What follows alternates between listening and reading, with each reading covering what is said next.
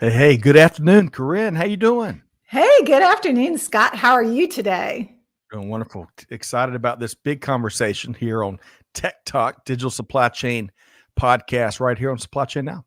Yeah, absolutely. Thanks so much for joining me today. I am really excited to share some insights, or actually to get some insights from our guests today. And I want to welcome all of our supply chain movers and shakers to the discussion. So you guys sharpen your pencils, get ready. I'm sure you'll have some questions for today's guests as we dive into what's happening in the shipping arena as you are struggling to get your products in the hands of your customers. So we'll tell you a little more about that in just a minute. Scott, anything we need to be aware of? Just buckle up. We've got a great conversation. As Karin said it right, two movers and shakers. The Smothers Brothers of supply chain are with us here today on this live stream episode. So, but we should say hello to a few folks that have joined us. Folks, we're going to want to hear your insights and POV throughout the live stream. We'll bring your comments in. You're going to really enjoy Ben and Matt's take on a lot of things that are taking place across global supply chain today. Want to say hello to Pratik, and Pratik's got some good news, Karin. What's the good news? Finally made it to Atlanta. So oh, really? We're going to have to reconnect soon. So Pratik, welcome, and looking forward to seeing you in person soon. Srinivas is back with us via LinkedIn from India. Srinivas, how you doing? Great to have you back, as always. Now, Barbara is reading our mind, Karin, because we love to, when folks join us in the skyboxes, as we call it, cheap seats or whatever the latest phrase is of the week, we love to hear where you're from. So Barbara is tuned in via LinkedIn from Marietta, Georgia, here in the metro Atlanta area. So welcome. Y'all get ready to join in on a great conversation. Okay, so Karin, we're trying to save a lot of time on the front end because we got so much to get through here today. We do. Are we ready to go ahead and swoosh in our guests? Yeah, let me say just a few things about what we're going to cover today, right? So we've got a great conversation teed up with Ben Cubitt and Matthew Harding. They're both with Transplace. So Transplace has been doing a quarterly research project that takes a forward look at shipping trends and what you can do to mitigate some of the risk and shore up your planning and your collaboration with your carriers. So we are bound to get some interesting insights today. If you're not familiar with Transplace, chances are there's some products in your home that have been shipped and coordinated with the Transplace team. So Transplace manages about $11 billion under freight management, $11 billion. And their key markets Wait a second. 11 B as in billion. Yes. I mean, wow. Billion. That's a lot of freight, right? And their primary markets are North America and Europe. And then they're growing in a number of different ways. And they've had some interesting news recently as well. But I think that means they've got somewhere, Scott, in the range of 60,000 or so users on their platform, right? Bringing carriers and shippers together to help move goods more efficiently in the marketplace. So we have got a strong point of view and some good data to review with the audience today. So really quick, Karin, I want to say hello to a couple of folks. Sylvia Judy is back with us. Sylvia, we're looking for some jelly. That's right. It's some jam from the holy city of Charleston, South Carolina. Sylvia, you're going to get a kick out of this conversation, so stay tuned. And Azalea Davis, one of our favorite commenters, that shares her POV on here all the time. Azalea, great to have you back here. Looking forward to your take on the conversation. Okay, so with no further ado, Karin, I think you were going to officially introduce. I would like to join us today. It's going to be Matthew Harding. He is the Senior Vice President of Data Science and Engineering with Transplace. And then Ben Cubitt, who is also Senior Vice President, and his focus is in the area of consulting and network services. So we're going to get a great comprehensive view of both the data and the research, as well as the practical use of that information to help you guide your businesses better. So Scott, I'm going to call it. Let's bring him in. Trigger this. I love that. What a great energetic start to the conversation. Hey, Ben, Matt, how we doing? Hey, Great. Scott, doing great. Looking forward to it. Looking forward to talking with Barbara and Sylvia and Azalea and everyone. Oh, absolutely. So, Karin and I were talking earlier, a sidebar. I feel like I got a certification from our pre-show planning call from you both. I mean, y'all were dropping a ton of knowledge. We've enjoyed a couple of episodes with Transplace leaders and thought leaders. So we're great to have you back. But before we get Karin, Matt, and Ben, and all our friends in the skyboxes, before we get to getting your take on what's going on in supply chain and freight in the 2021 Q3 market update and outlook, I want to start kind of on a fun note, right? We'll get to the heavy lifting. So I got some hard-hitting questions for you. I got two of them. The first one is, so this past weekend, we love going to the Monroe Farmers Market here on the fringe of the Metro Atlanta area. We had the best tomatoes we've had all summer yet. So that always brings my mind to food. It's a lunch hour. So Ben, I want to pose this to you first. When summer comes around and you're also in the Metro Atlanta area, what's that one food or culinary experience you look forward to? Well, summers are great for me when it comes to helping out with cooking because I can cook out, and that's about the limit of my cooking. So any kind of cooking out with family, friends is great. I have, though, got decent at making a shrimp stir fry over the last year. So that's my new add to my limited cooking skills. I love that. Hey, Karin, Sylvia says, sorry for the send a pause. We'll start working on the jam. So Sylvia, Sylvia has some award-winning blue ribbon jam, and she's a dear friend of Supply Chain Now. Okay, Matt, same question for you. What do you look forward to? You're based up in New Hampshire. What do you look forward to in the summers? Well, I mean, if you're in New Hampshire, first of all, I'm an omnivore, so I always look forward to food. But for the summers up here, there's really nothing better than a lobster roll.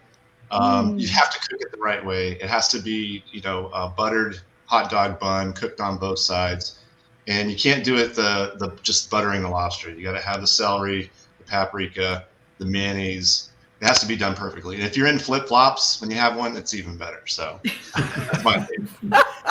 Gosh, I'm not sure if we've had a guest make us all collectively hungry, painting such a gorgeous picture. All right, so second question, maybe a tougher question. So we had a lot of fun pre-show, and of course, I think we mentioned the Smothers Brothers of supply chain here, Bartles and James, you name it, a lot of other famous duos.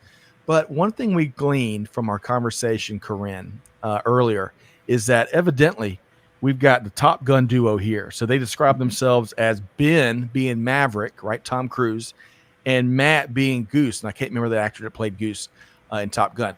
But nevertheless, so that's one of my favorite 1980s movies. There's so many good ones. So the tough question here, the billion-dollar question, the $11 billion question here, Ben, is what's your favorite, one of your favorite 1980s movies?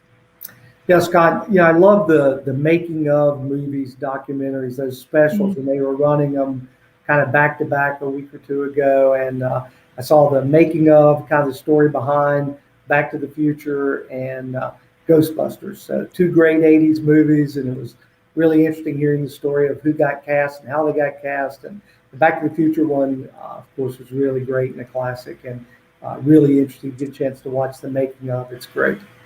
I love that. I saw a Netflix documentary, I think, about the super fans that are part of the Back to the Future and how they're rebuilding DeLoreans and all kind of stuff. It is fascinating, very passionate. All right, so Matt, same question for you as we wrap up our lightning round on the front end. Yeah, what's one of your favorite 1980s movies? I like this sort of the realism, the stories. I think Rudy is probably one of my favorite movies. Steel mill kind of family and gets his butt kicked on the football field, gets celebrated for having lots of courage. So that's Rudy, my favorite. Rudy was all sides, right? Wasn't Rudy all sides? All right, we're gonna have to talk football. We'll save that for the next show. We got Georgia Tech, Auburn, and Ben. Your team is? I've got multiple, and people give me a hard time. My daughter graduated from Georgia. We shared season tickets with her and her husband, so.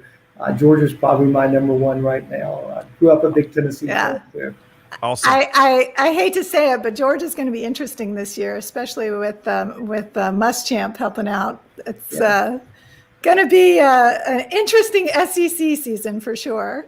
Agreed. Sylvia says the Breakfast Club is one of her favorites from the 80s. And by the way, hello, Sushil. Great to have you here via LinkedIn.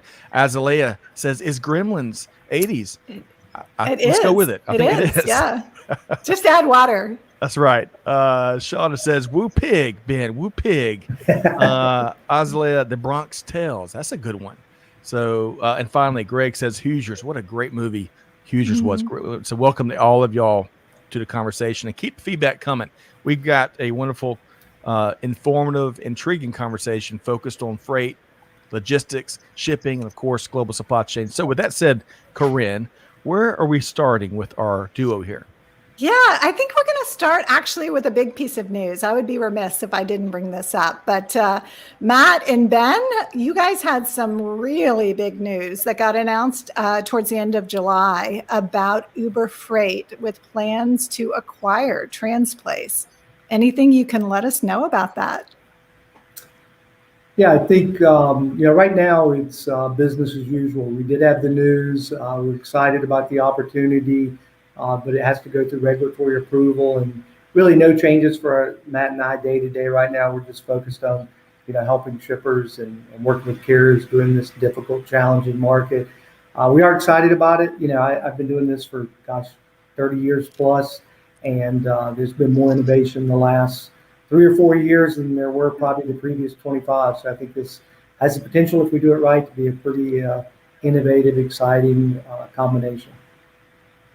Absolutely. Matt, anything from you? Any data insights? Kind of hard to top that. It's very early. I think you think of large carrier networks, large shipper networks coming together. You think, if you look out 3, 5, 10 years from now, sustainability, you think about productivity, all those things that networks could, sort of tap into differently. Think about the computing power and the trucking assets sort of changing. There's just a lot of really amazing shifts ahead of us. So how all that comes together, I think, is just very exciting. But yeah, it's very early. So we're excited about what's coming, but we're a little too early to kind of get into any nitty gritty on that. So Understood. Well, as we think about what's coming, let's maybe bring our horizon in a little tighter, and we're going to talk about the latest report that Transplace has brought to the market. And I love the fact that you guys have rolled out this forward-looking view of what's happening in the industry and trying to help shippers and carriers plan better and look at some strategies that are going to help them mitigate some of the variability we're seeing. So the focus of the report, Matt, help me a little with the demographics. Is it North America and Europe? And how was some of that material gathered? And you're the numbers guy. Talk about the trends. Yeah, it's really a combination of leaders in the market. So we have highly specialized focus on modes here in North America for LTL, intermodal. We have a focus in Mexico, Canada, and then Europe. So the individuals that are in those markets really understand the day-to-day. So it's got a bit of a procurement, working with transportation providers slant to it. But then we want to roll in the data that's on our platform, as well as data sources outside of our platform, and sort of synthesize that. So we have 4 main areas that we try to cover for each of those, either equipment geography combinations or markets. We're trying to understand supply, what's driving that, from a Class 8 manufacturer to labor, everything that impacts supply. Focus on the demand portion. Where is the demand coming from? How congested are the flows, things like that. And then synthesize that into current conditions, and then sort of short-term outlook. What do we think is going to happen in the next 3 to 6 months as a forecast? So it's a lot of work. It takes us about 6 weeks, but it's been really well received, and we send it out to thousands of individuals. So very exciting project. Well, that's awesome. And the Supply Chain Now team is going to drop a link to that report in the show notes. So anybody listening, feel free to download that. It is packed full of valuable information. So I'm sure as you look at it with your company's eyes on it, you may pick out a few pearls of wisdom that are going to help you in the weeks and months ahead. Yep. Now, and Karin, really quick, the report, we were digesting it earlier. It's put together almost an executive summary mode, right? Great infographics, easy to understand. bullet points, one of my favorite things around here. So y'all check that out. Easy to read, easy to use. Absolutely. Absolutely. It's easy to consume. So, Yes. so that's good. Ben, talk about consuming, right? So in your role with Transplace, you're working and helping a lot of your shippers and carriers come together and really do the next right thing, if you will, for the business. So as a trusted advisor, what are you looking at even more keenly these days? I mean, we're in a crazy, crazy time. There's constraints everywhere. Tell us a little bit about just a few of the things that you see as drivers and mitigating maybe some of the disruptions that are occurring. Yeah, thanks, Karin. It is an unusual time. You look at the statistics and, you look at what rates are doing, what capacity is doing. Unprecedented is a word that just perfectly fits. We saw the lowest spot rates and the highest spot rates in the 7 or 8 years we've been tracking that in the same year last year. Just unbelievable. I had a large shipper call me this morning and said, Ben, you've been hectoring us, advising us to add capacity, and we really do need to look at that because our existing port carriers who are our partners, they just can't keep up with our strong demand, and we need to look at, going back to the same folks and asking for capacity just doesn't work. And so I think that's one of the first things. The playbook that many people used for 20 years doesn't work in 21. And probably Throw it out the window. Throw it out the window. And, keep it, remember some parts of it, be nostalgic about it, but it's time to look forward. And I think it's really about, drivers and disruptions. And, there's a lack of drivers and there's disruption in the supply chain, regional disruption, modal disruption. And so it's all about capacity. And so what we're stressing to people is focus on capacity, not rates. Certainly as a shipper, you have a budget, you have to try to respond to that budget, but you can't go out and source a rate or a nostalgic rate. And, you have to recognize the market for what it is. You have to keep your core carrier capacity. You have to partner with those folks. You have to be good at adding new carriers. You have to look at different modes like dedicated and intermodal and try to bring that capacity. Intermodal has some disruptions like every other mode. So you may have to be phased about that. You may have to watch it almost like the stock market. Today I'm buying the Chicago to California lane. I'd really like to do Dallas to California, but maybe it's not available. So I'll hold off and I'll watch the market and see when I can go in and buy that. But I think it is kind of, and we look at, managing your freight right now is almost like managing a portfolio. You have to pay attention to what's working, what's lagging the market, where you have challenges, and you have to have a lot of different tools that you bring to bear. And, we think it's all about data, big investment in data science. So the insights that Matt's able to bring us about the market, about a shipper, about a lane, about a carrier, you've really got to do that daily lane carrier battle, but you've got to constantly be sourcing capacity. So it's a triple D. It is drivers, disruption, and data. That's the t-shirt-ism, Ben, that we're after there. I love that. So, Matt, I'm going to come to you next because I love that overview that the pride of Spartanburg, South Carolina just shared, Ben Cubitt. He touched on service, capacity, and price and some of the things we're expecting there. But if you could, given this business environment we're in, if you could speak to some of what you're seeing in those three areas and kind of a follow-up question, what we're seeing different between the regions that the report breaks down. And Ben, I'll circle back with you after Matt shares. Yeah, I think it's really tough. There's the you look at COVID and sort of how we got here was, and Ben talked about rates being as low as we've ever seen them. Coming into April of 2020, it's kind of a nuclear winter kind of feel. We're all in lockdown. We don't know what's coming. Flows are slowing down. There were companies that were negotiating hundreds of millions of dollars of freight in April. And as you can well imagine, all of that uncertainty, there's going to be really aggressive negotiations to shore up those volumes. Within 3 months, the market had completely shifted. You think about automotive stopping. Okay, if you built your portfolio on automotive as a carrier, you're in trouble. Where do you put those assets? If you're CPG, anything that's associated with cleanliness or sanitation's off the chart. So some were zigging and some were zagging in extreme ways. And then as you get out of the COVID, we start understanding it. We made some headway relative to vaccines, and we think we're getting back to normal. Oh, by the way, the consumer's not spending money on trips to Atlantis or Disney World, and now we're going to start fixing our decks and making our house look better because now I got to work in it. So all these flows change at the same time, and we're really in a point now where just the consumer is the strongest position from a credit, from savings perspective that we've ever seen, and they're buying things, and all those things require trucks to move them. So, what we're seeing is, and here's the challenge. We don't have any sort of green shoots of optimism right now. The economy none at all.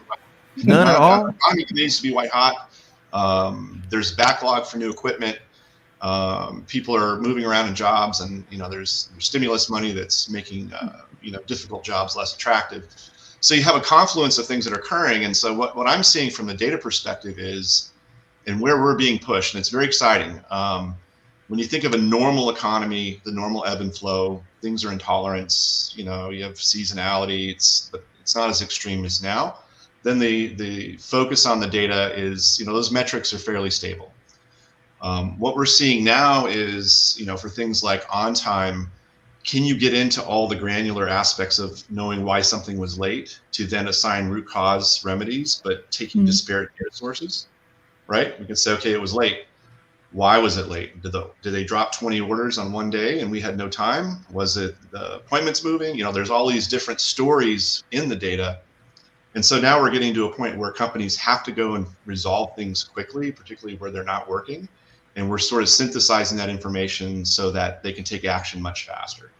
And that's happening in a lot of different areas. So for me, being in data science, this type of shock has just put a premium on knowing exactly the extent of issues and where to find them and where to solve them and how to align processes based on those changes, because it's a real-time environment that we're trying to deal with. It's not a business cycle type of situation. Right. So that's the change. And then as far as locations and locales, pretty much everything in the U.S. is tough. Mexico is tough. There's a lot of trade imbalance there that creates issues for drivers and capacity. You think of NAFTA working both ways. You can build logistics that are more efficient. You break one flow. If the manufacturing is going northbound, but we're not getting anything southbound, then you have issues there as well. Canada's been very mild, but there's a sense that they're going to be following our footsteps. And then Europe is very much like the U.S. And so we're seeing. I think Canada has probably been the least impacted through all this, but every other mode, every other location. And then you can't forget international right now. That I think Vietnam has closed their ports, right, because of COVID and lockdown. And so that's going to happen in China. So it's it's really just the level of uncertainty is unlike anything I've seen in my career. Agreed. Yeah. Speaking of Vietnam, they never stopped taking foreign investment throughout 2020, and because of some of the conditions you're talking about, Matt, the apparel, the shoe wear, even the smartphone industries are being disrupted there with what's going on in Vietnam. I want to share a couple things. I'm going to circle back to Ben, and then Karin. I think we're going to break out the crystal balls, but I want to share. So first off, Seem, welcome via LinkedIn. Let us know where you're tuned in from. Glad you're here today. Greg Beagle says it is systemic. Shippers are looking at different options and not staying with the status quo. The prices have caused them to examine new avenues. And then I've got a great question from Azalea, but I'm going to bring that back around. Ben, before we move forward to kind of what's ahead, anything else you'd like to add from what we're seeing from, again, service, capacity, and price standpoint, or the geographic differences? Yeah, I think, as Matt talks about the prep for our webinar and the report, I spent a lot of time talking to carriers and shippers. And so in talking to carriers, I felt like I was seeing some strong trends, but we wanted to put some data behind it. And so we did a survey of our 350 core carrier strategic partners, and we asked them a couple questions. What is your seated truck count? Is it higher or lower than it was in 2020, than in January compared to July? Do you have more drivers, less drivers? What are the reasons drivers are leaving? What are you doing to try to recruit drivers? And we got a great response. We had a good a good data dispersion. We had carriers with less than 100 trucks, 100 to 250, 250, 400, 500, 1,000, et cetera. And I thought the results were really interesting. So if you look at historical, when we've had capacity supply mismatches, carriers have been able to, they buy Class 8s, they recruit drivers, but that hasn't worked in this market. So you look at carriers, what carriers consistently told us is, I have fewer drivers than I did in 2020. I have fewer than I did in January. We did the survey in July, and it was about a 10 to 20% drop, and 70% of the carriers said they had fewer drivers. I think it was around 10% were about the same. 20% said more. And when you looked at that, carriers were saying, I have 10 to 15% unseated trucks. So I've invested in the truck. I have it sitting against the fence. I have plenty of loads. Carrier after carrier tells me, Ben, I got plenty of loads, but I don't have drivers. And then if you do get a driver, you don't have a trailer. And that's the disruptions part. So, and a lot of carriers was really interesting, tied that back to warehouse labor. Matt talking about the challenges of people doing difficult jobs, but we see shippers not able to ship, not able to turn equipment, not able to meet their full order book because they don't have enough warehouse workers. They don't have enough plant workers. And so those disruptions are just all across the supply chain. And, a challenge in warehouse labor creates a challenge in turning trailers, which now means that you've got a driver, you're 10% short of drivers, you've got a load, and you can't find a trailer. So, a lot of truck drivers spend their day looking for trailers in the morning and then parking at night. There's a shortage of parking. So it's a very tough job. And what carriers are also seeing is that even with 2, 3, 4 raises, things that historically put drivers in there, they're not. And that's a challenge for all of us in supply chain. How do we recruit drivers, and how do we keep drivers in this industry? Yep. All right. So, Karin, I'm throwing it over to you, but I'm going to say it's like we've got the lobster and the flip-flops, but no rolls, right? We're always missing something here. So, Karin, where are we going next? Hey, I'm willing to eat the lobster all on its own. Just if there's any question there, let me know. I'll even come pick it up, Matt. So just tell me when and where. And I'll bring some butter along. But so obviously, Ben, you've just gone through constraints in every area of the process, right? From the finished goods right through to getting them on board and delivered.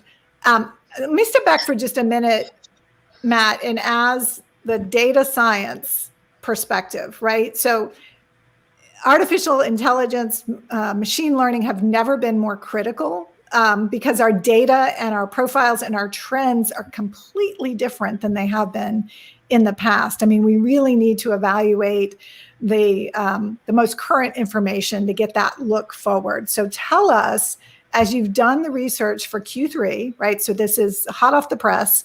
Tell us, when you look at your crystal ball, when you look at the data, what should we expect, not just in the next 3 months, but what does that trend look like through the end of the year? Yeah, so that's a great question. Certainly markets, particularly in contract markets where you're negotiating and you're setting a rate, they move slower than the spot market. It's kind of goes without saying. The inflation we've seen on the contract side over the last 12 months is about 1% a month, right? And what drives that is how effective those route guides are and actually getting the freight, because when they don't work, you have to go to the spot market. So we measure those using the same baseline, and we know that spot markets are anywhere from 30 to 50, 60%, sometimes more, over the contract rates. That pressure and that difference in the rate hasn't changed since about, I would say, I mean, it fluctuates, but in terms of the separation, has been with us for 12 months at least, maybe more. So there's really nothing that we see in the horizon, looking out, that would indicate that separation would collapse and bring things into parity. In soft markets, that gap is very small. In extremely soft markets, the spot market actually inverts under the contract rate. So right now that pressure is holding. We're continuing to see route guides struggle. Now that said, you talk about data science and looking across our 11 billion in freight, there are differences by companies. each individual companies, depending on their industry and how they manage their carriers, some will pay a little bit more to get that service, and their performance will be a little higher. Others, maybe they secured those rates back in April when they were cheap, and now they're in the spot market more than they'd like to be. So individual results vary. And so, we're in a position to serve all of those companies, but if just reporting on the data, I would say in the next 6 to 9 months, we're not seeing anything that's going to alleviate this. We're not going to get new capacity from manufacturers very quickly. They're 12 months backlog. I mean, their build out's almost through 2022. And they're delivering about, 25,000 power units a month. And so that's not going to fix itself. I think the only thing that's really going to fix the situation is that the economy cools down. And, we're seeing reports of consumer price inflation that came out today.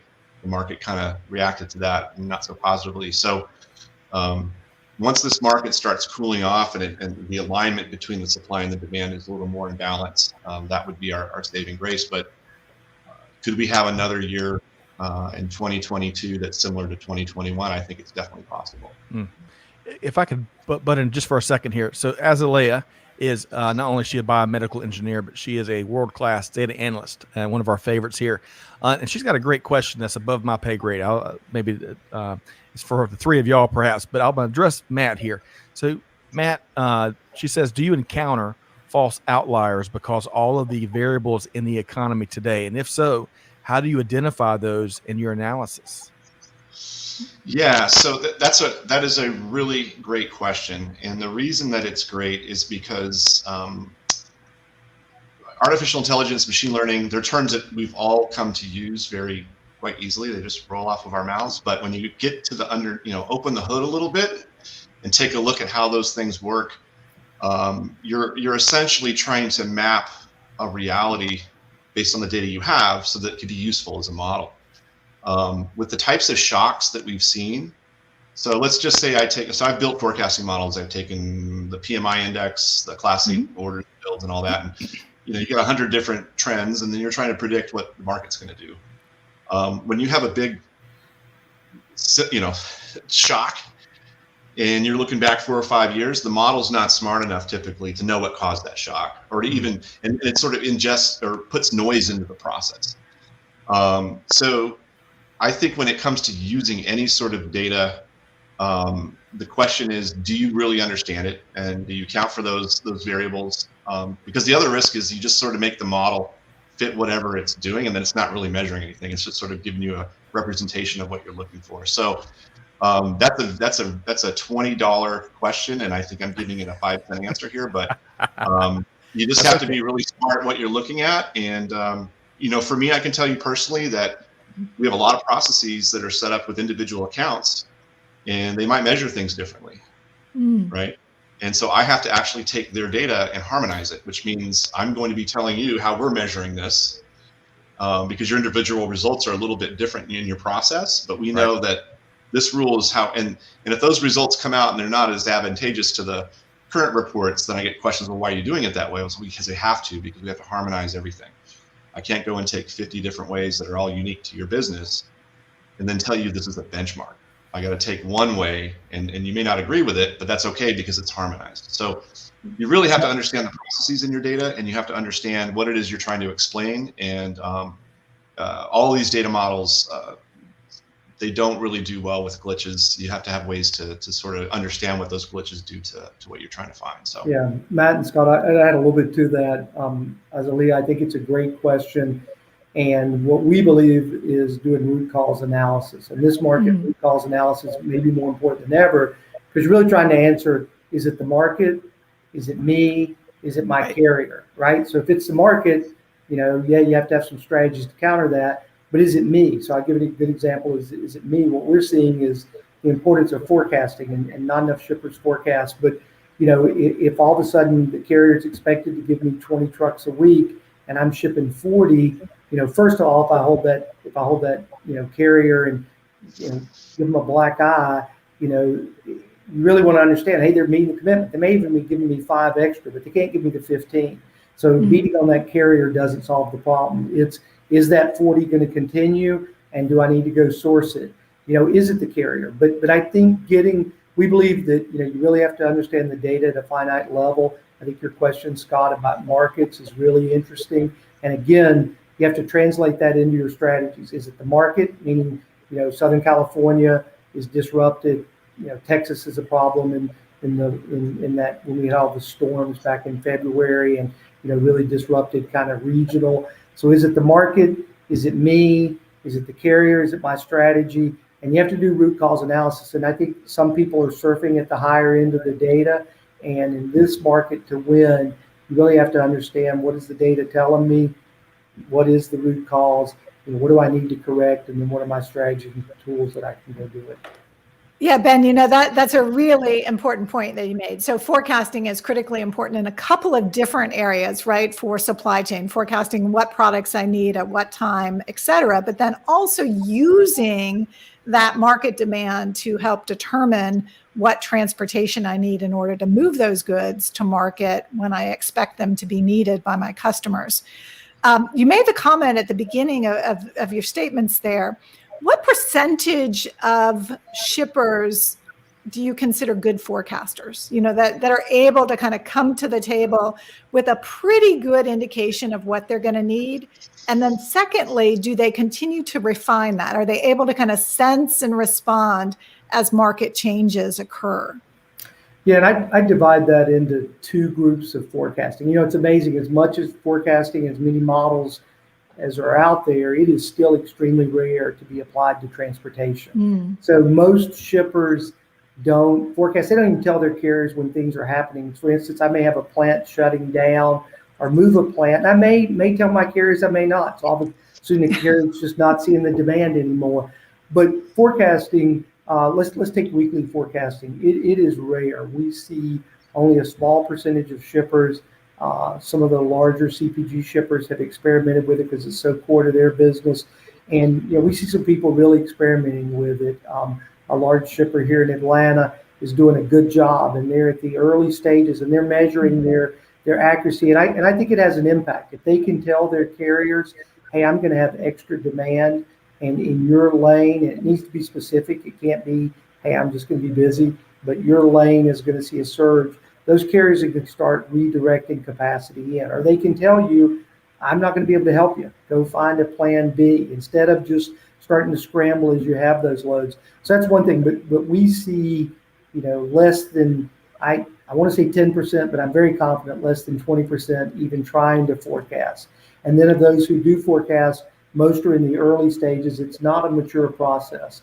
And then the second thing I'd say is we still have surges, end of month, end of quarter. You have people that are making certain canned goods that have a seasonal demand, so you're kind of packing it all, and then you have these demands. Water has a demand right now, 4th of July demand. And it's interesting. Some people are good at predicting that, but we still see lots of challenges. People, when they try to estimate end of quarter, end of season surges, it's amazing how variable the actual is to the demand, and there's a lot of reasons for that. But it's a challenge, and I think it's worth the investment. I think it would help carriers. I think it would help the networks. But right now, it's a very immature, rarely used tool. So I think along these same. Go ahead, Matt. Yeah, I was just going to share a really interesting quote that I think kind of captures the challenge. You have a need for speed? No. That's good. That's good. Well, this was last year, and we were being asked to forecast this year, and we were, kind of vacillating between certain numbers, and so the challenge that was presented to me, and this company ships billions in trucking expense, a very large company, and the CFO was asking the person over transportation budget, just tell me what we're going to spend in transportation next year. It's not like I'm asking you to predict the economy. Oh. And I thought that was just so interesting of a statement, because trucking is so deeply intertwined with the economy that if you can figure out trucking forecasts, you're in the wrong industry. You might want to go work for Warren Buffett or somebody else, because that level of supply disruptions and demand disruptions across all those industries, it's all connected. So it's just super challenging.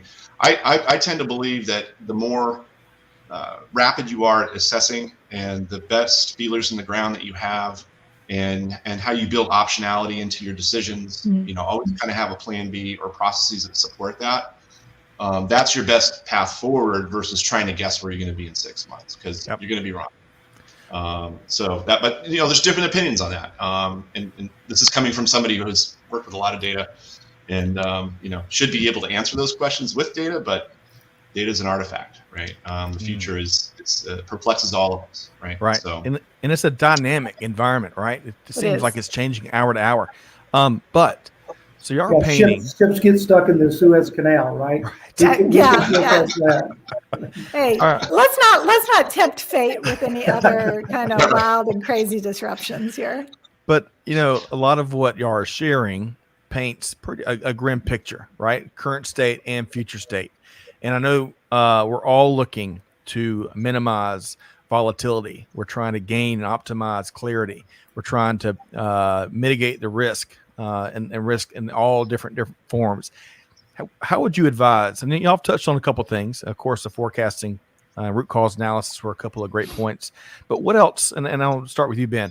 What else would you advise shippers to reduce that volatility and be more successful in the path ahead? Yeah, as we do these market updates, we also talk to companies. Probably Matt and I both talk to 5 or 6 of our shippers, consulting customers about outlook and prep for budget season. What should I budget? And sometimes we give the market update and we've learned to get better about it. It can seem gloom and doom, okay, great. That sounds horrible. What do I do now? Which is your question, Scott. So, I think first of all, what Matt said, we're big believers in is optionality. Have a market outlook and probably think about the market outlook as scenarios. Hey, it could get worse, stay about the same. It could get better. It could get a lot worse. And what's your strategies and what do you need to do if those happen? And then watch the data to tell you which way you're going. Because in this dynamic, as soon as you have all your ideas and your optionality and your strategy, you're going to have to change it. LTL carriers, every LTLs, we've always seen that capacity is finite. You just give it to the LTL carriers and they take it and they have to send another trailer. So now we're in this world where LTL carriers have finite capacity. Parcel carriers the same way. We're getting ready to come into e-commerce season, and that's going to impact all of us. So we think it begins with just good sound fundamentals. We talked about football earlier. Football begins with good strong fundamentals. So that's watching your lanes, watching the data, paying attention to the detail, and some folks don't do that. So again, we just reiterated that again. It's a daily, weekly battle. But then look at that optionality Matt discussed. You're always, when you have these disruptions, you can, be unhappy about them. You can ignore them. You can not see them. But when you do see them, look at your alternatives. Go to your partners first. And we think this market, it's critical to work with your carrier partners and take the answer they give you, not the answer you want. So you may go to them on a lane and say, I need help. You've got to take all of this. And one of 2 bad things will happen. They'll either, 3 bad things. They'll tell you they can't take it, which is good. It's honest. They'll say, I'll try, and then they'll fail. Or they'll say, I can do it, but at a higher cost. So if a partner tells you they can't do it or they can only take half, accept that. Push back, but okay, if they can do half, let me go find another alternative.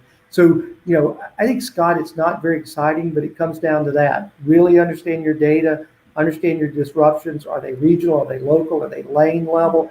Am I causing it? Kind of what we said earlier, and then go do something. And to go do something is critical. We still see shippers where we'll do a deep dive in their data trying to help them. They'll say, gosh, I got too much spot spend. I got this and that. And we'll kind of put a SWAT approach on it. And we'll see lanes where they've offered the same shipment to a carrier 84 times and the carrier's taking it 0. Right. We're like, the mystery's over in this lane. They're not going to take it. They're not going to take it. Not at all. Go do something else, please. So, Go ahead, man. I want to get your take on the same question, but I want y'all thinking about something, because before I pass it back to Karin, we've got a great question from Ziggy about how reverse logistics is impacting. So I want to get that question in before we move ahead. But Matt, same question: reducing volatility. What's your take? Yeah. So just to build on what Ben was saying about being nimble and tracking and doing the triage. You're really trying to establish a commercial relationship with companies that can provide services, right? If you're a company that has 4 levels of approval for a new truck rate, and it takes you 4 months to get that across the line, guess what you've just done? You've just put yourself in the spot market, and you're going to pay 40% over that contract rate when you could just push in a 10% increase and get market alignment and then get those trucks. So my biggest thing is the volatility that can exist from a cost perspective or a service perspective is really the root cause is the lack of nimbleness, or understanding the breadth of what's possible, which is what we do as a 3PL, right? We'll show up with 20 different approaches. Your organization may have only had 2 over the last 5 years, and the 2 that you're using now don't work. So I think nimbleness and intelligence and knowing what's a realistic expectation of both service and cost in this market is really the key drivers there. I love that. And I also love the phrase art of the possible. And if it's ever applied as in terms of getting out of how things have always been done, it's this era we're going through. And to some degree, it's the silver lining in all this. But Karin, you and I both know, we've got the reverse logistics series here at Supply Chain. Now we partner with our friends at RLA there.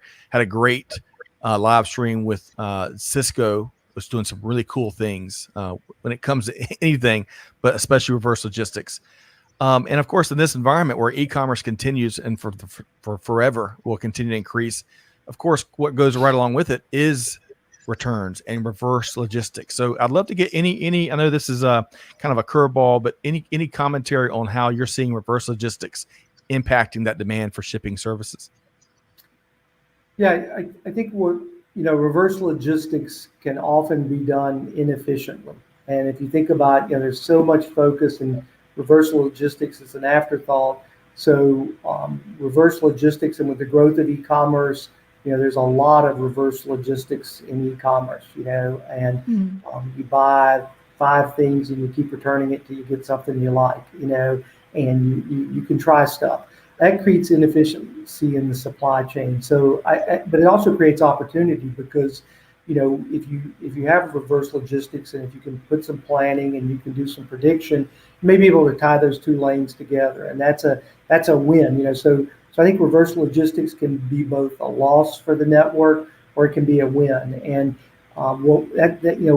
if I expand upon reverse logistics, if I think about non-primary shipping, if I look about vendor inbound, or if I think about involving receivers, the folks that are doing a great job in this supply chain are looking across their network, and then they're coming to people like Transplace who have $11 billion in freight, and they're saying, hey, you have somebody else's reverse logistics or somebody else's inbound move matches with my outbound. And so when we've got this giant challenge of capacity that we have and this sustained capacity, we need to ship fuller trucks with less empty miles.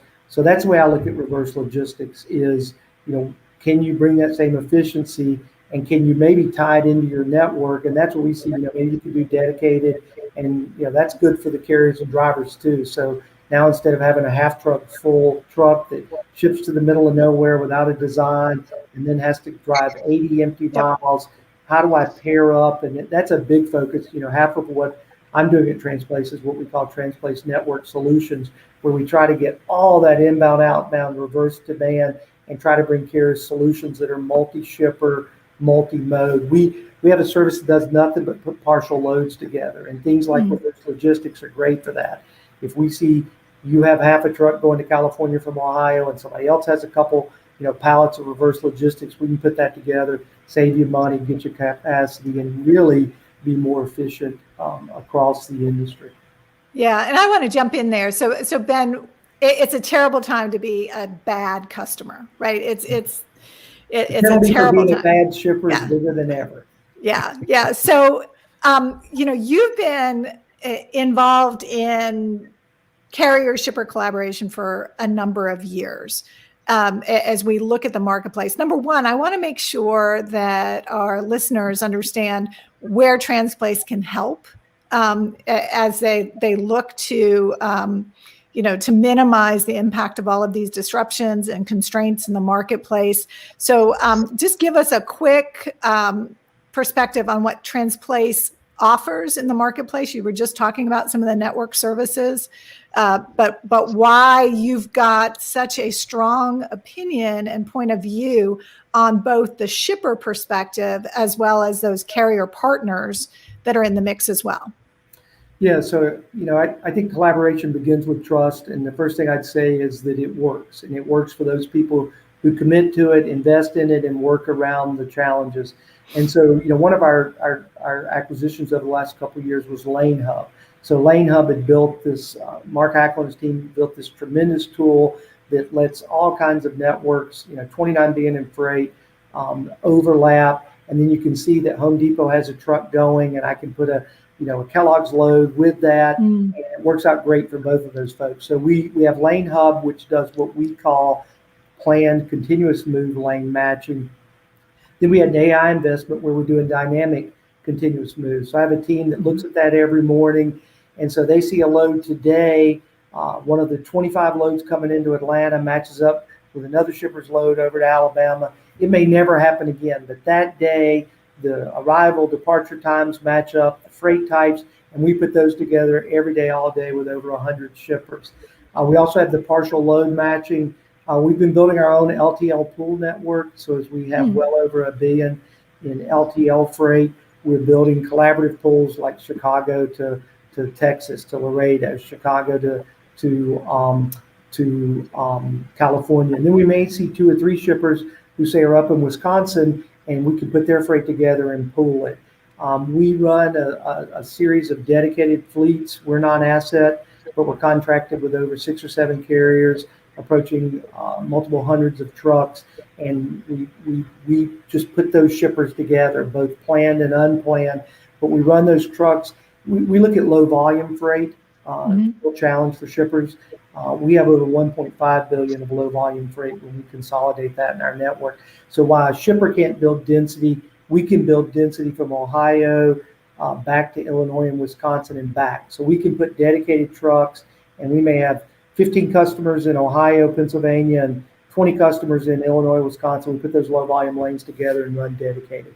So those are the type of solutions, and we're continuing to look and do new things each week. But those are some of the ideas, and it's just trying to build on a shipper's network. The other one I'll throw out is backhauls for dedicated and private fleets. That's been a real win for shippers and for carriers and for our network. And we're trying to keep that carrier capacity in our network to help our shippers and to bring them capacity. Yeah, that good stuff. So lots of different areas and bringing those relationships together, maximizing not just your own dedicated teams, but the ability to match and eliminate some of those empty miles and get better leverage on shipments as well. I like the point about those infrequent high value shipments as well, right? It's handling a lot of those one-off scenarios or a big customer order going to a new location that can be so challenging in working with carriers that you haven't worked with before. So working with a team like Transplace can help you match up with a high caliber partner to move those goods. So thanks for those examples. That's really helpful. Yeah, and real quick, we picked on the 1980s earlier, but now's not the time to ship like it's 1982. If you're a bad shipper, you're in trouble, as Ben said. All right, so Karin, I know we're up against the time. What are we? What's our final agenda item here today? I think our final agenda item is to encourage our listeners to download the report, take a look at it, dig into the analysis. It is really comprehensive. It'll give you some specifics around truckload and less than truckload, and then some insights around ocean and intermodal as well. So I want to encourage you to take a look at that information, see how that applies to your business. And then if appropriate, be sure to reach out to the team at Transplace and see if they can't help you overcome some of this volatility and disruption that's in the marketplace. Well, so Matt, I know Ben kind of shared some of his last thoughts there. I want to throw it over to you, and whether you want to challenge the audience or share one. I love the quotes you shared. You name it. What's some final words you'd like to share with our audience here? Well, I mean, there's sort of the idea that, the data should be evolving. So in addition to all the services Ben talks about, we do have data services where, if you want to understand, Ben had said, is it me, the market, or my carriers, my lanes? We've developed services to help companies do that. They don't have to be on our TMS. It's just, we have a connector and they can plug into it and get all the insight and information they need in terms of costs, route guide metrics, on time, payload, all that.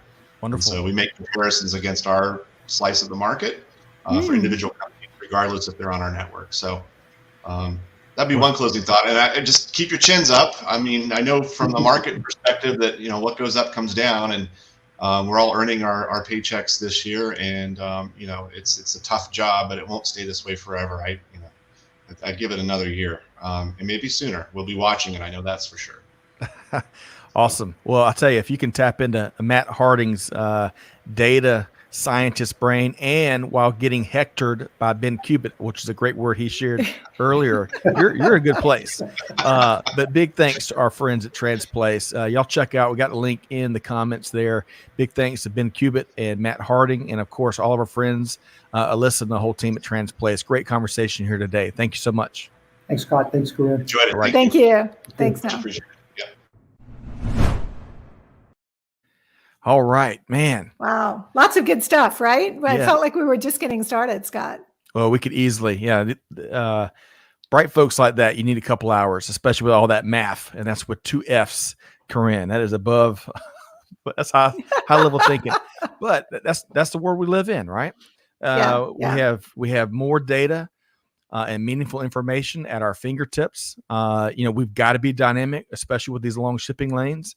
And especially some of the other challenges that they spoke to. And you got to lean on folks that know how to get it done. Yeah. But Karin, there's so many comments we couldn't get to here today. I hate it. We had so many great questions, but an hour never goes by like that. But what's your, we got a couple of quick events I'll mention here momentarily, but give me one of your key takeaways here today. Yeah, one of the things that stuck to me early on that I think Ben mentioned is focus on capacity instead of rates. So the first and foremost goal is, can we move it, and who are we going to move it with? And then let's look at rates, because as Matt said, those rates, the spread between contracted rates, right, what I negotiate ahead of time, and my spot rates, that gap is bigger than ever. If you can find a carrier, your spot rate is going to be a lot higher than it has been historically. But focus on getting that capacity first, and then work through the details of the cost basis to get it there. Well said. Well said. And I would just add to Karin's wonderful take there. Don't run in flip-flops, folks. Don't make that mistake this summer. Do not run in flip-flops. That's my kids try to do all the time. All right. So really quick, I want to touch on a couple of upcoming events. We invite y'all to join Karin and I and Kevin and Kelly and Greg as we serve as the exclusive virtual host of Larsa Series, the one and only annual event, the Supply Chain Insights Global Summit, September 7th through the 9th. Karin, we've got a half day with you as we kind of cover the rock and roll conversations taking place there, right? Yeah, I'm looking forward to it. There's always some really good insights that come from these conversations. So I hope that folks can join us. I hope they can register for the event as well. I guarantee you'll get some good direction and good insights. Yes, it'll be almost as good as Ben and Matt today, we think. They set a tall standard here today. But kidding aside, y'all come out and check it out. Supply Chain Insights Global Summit.com is the place, and a lot of great movers and shakers across the world of global business. And then finally, hey, we want to celebrate a lot of good news, a lot of the successes in a very challenging year, a lot of great stories of leadership and beyond at our Supply Chain and Procurement Awards taking place December 8th. Hey, nominations are open. And we're donating all of our nomination fees to Hope for Justice, which is a great global nonprofit that's tackling and eradicating slavery. So I can't believe it's 2021 and we're still using that word and we're tackling that travesty. But y'all come check it out. Nominate, register, sponsor, you name it. We'd love to have you part of that December 8th event. Okay. Holy cow, man. Ben and Matt were as advertised. They should be doing a show in Vegas. Not only you laugh a little bit, but you also get a lot smarter, right? Yep. You can't call out Maverick and Goose and not bring something to the table. So Right. so we certainly appreciate their insights today. Thanks to the team from Transplace for sharing their Q3 insights with us. I encourage you all to download that report and dive into some of the details we weren't able to tap into today. I guarantee it's going to raise your supply chain IQ. I guarantee that as well. Money back guarantee with that said. Hey, but we got the link in the comments. You can also visit them at transplace.com, all one word, transplace.com. And Karin, with that, I'm going to give you the final word. So take us out. Okay, thanks so much. So on the topic of raising your supply chain IQ, I want to encourage you all to check out the many resources that are available at supplychainnow.com.